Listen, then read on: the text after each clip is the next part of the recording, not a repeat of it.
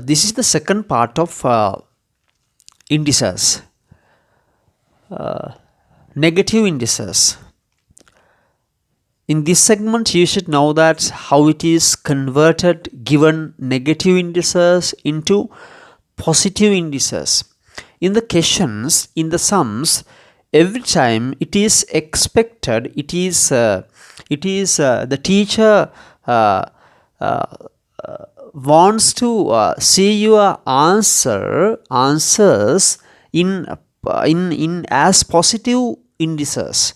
Here you could see these indices are given in the negative form. That means 5 to the power minus 2 means, you could see here, negative index. Minus 2 is the negative index. So this one should be written as a positive index. That one can be done. Then this is the base.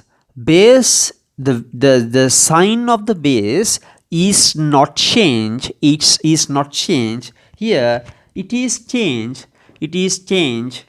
The sign of negative 2. Negative 2 becomes positive 2. Negative 2 becomes positive 2.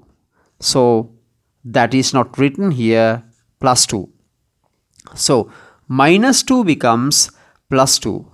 This plus 5 is not is not written as minus 2. Plus 2, the sign of the base is not change, but the sign of the index is change when it goes to the denominator, as well as the indices which are having in the denominator are changed. The sign is changed. The positive index is changed when it goes to the denominator. When it goes to the denominator, okay, when it is having in the numerator, when it is having in the denominator, when it goes to the numerator, it becomes positive. Okay, plus minus 2 becomes plus 2. Here you have to write 1. This one, this here you could see y to the power minus 5. That one becomes y to the power plus 5. X to the power minus 12 becomes x to the power plus 12. Minus 12 becomes plus 12. Minus 12 becomes plus 12. Next part, how can you write this?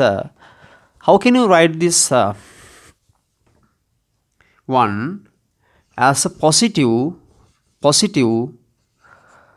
Convert this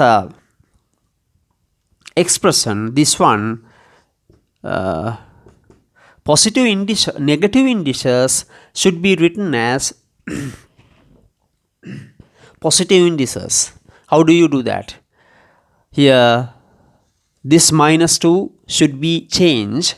That one should be written as y to the power minus 2 becomes y to the power plus 2. Minus 2 becomes plus 2. But the sign of the base is not changed. X to the power minus 3 becomes, when it goes to the numerator, it becomes plus 3. But 2 is not changed. It is having in the numerator. So that one should be written. Okay. Next one, we have to learn of zero index. So you think of this one, y to the power 3 over y to the power 3. Zero index. Zero index.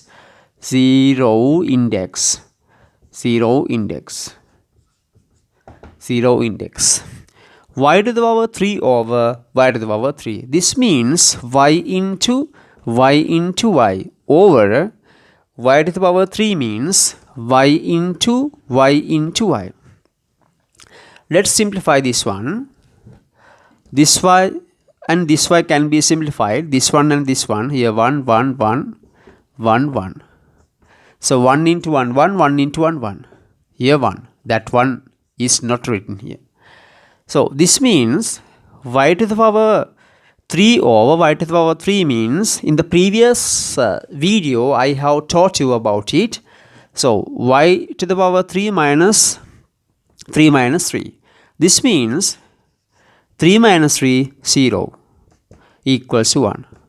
So y to the power 0 equals to 1. Or you can prove that x to the power 0 equals to 1. Half to the power 0 equals to 1. 9 to the power 0 equals to 1. 1000 to the power 0 equals to 1. Right? 1000 to the power 0 equals to 1.